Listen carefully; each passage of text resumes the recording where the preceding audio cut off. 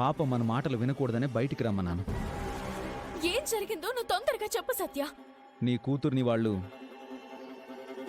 DNA test చేయించడానికి తీసుకెళ్లారు అవని.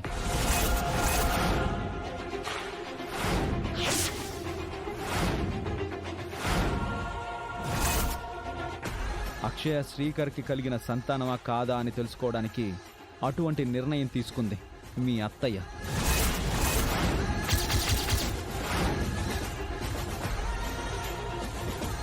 భార్య అడుగుజాడల్లో నడిచే మీ మామయ్య అందుకు తోడుగా ఉన్నాడు. అక్షయ పుట్టుకను మీ అత్తయ్య హేళన చేస్తుంది, అవమానిస్తుంది, దారుణంగా ప్రవర్తిస్తుంది.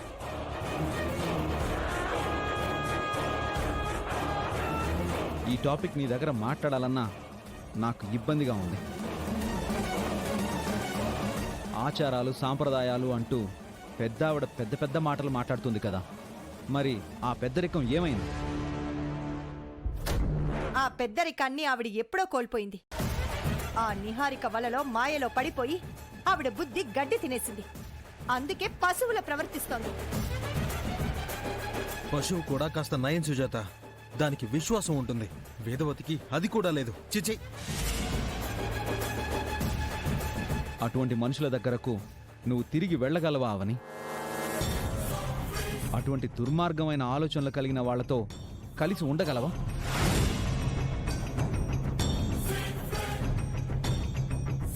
ఈరోజు ఇలాంటి పరీక్ష చేయించారు. రేపటి రోజున నువ్వు ఆ ఇంటికి వెళితే ఇంకెలాంటి పరీక్షలు చేయిస్తారో. నన్నడిగితే అటువంటి అత్తారిల్లు ఆడపిల్లకి అనవసరం.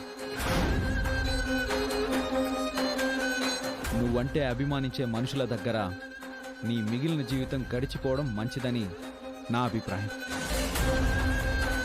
నీ మీద ఆరాధన చూపించే మనుషుల దగ్గర నీ కూతుర్ని పెంచుకోవడం మంచిదని నా ఆలోచన.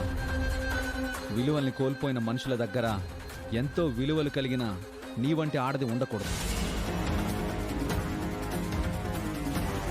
నువ్వు గర్భగుడిలో ఉండాలి, గుడి మెట్ల దగ్గర కాదు.